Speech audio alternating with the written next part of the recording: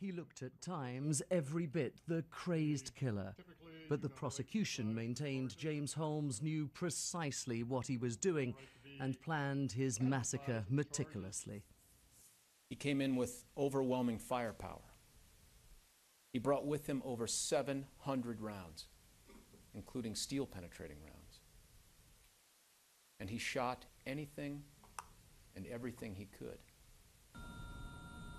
It was shortly after midnight in July 2012 when James Holmes burst into the Century 16 cinema complex on the outskirts of Denver. More than 400 people were watching the Batman film The Dark Knight Rises.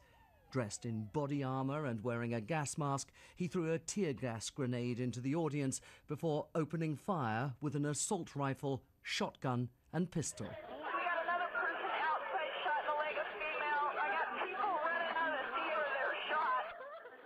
Many thought initially it was a stunt linked to the film. The ensuing panic and confusion captured on mobile phones. Some died in their seats, others were injured attempting to flee. Whereupon the 24-year-old gunman gave himself up to the police. Holmes' rampage had left 12 people dead, including a 6-year-old child, and 70 others injured. And extracts from his notebook, which was shown to the jury, revealed that the gifted neuroscience student had indeed been planning the attack for some time, weighing which cinema was likely to be the most crowded, which offered the least chance of escape. At one point he writes, "That's my mind. It is broken." And he goes on to document how, for every person he killed, he believed his life increased in value. 8 pages are taken up with a single word, why.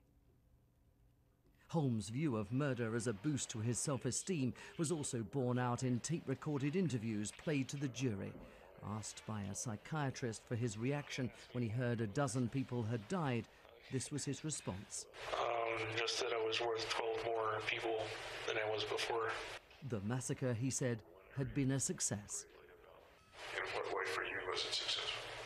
I increased my self-worth and I didn't have to die.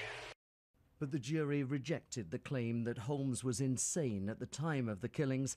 Ironically, perhaps, given how much he clearly wanted to stay alive, James Holmes could now face the death penalty. David Willis, BBC News, Los Angeles.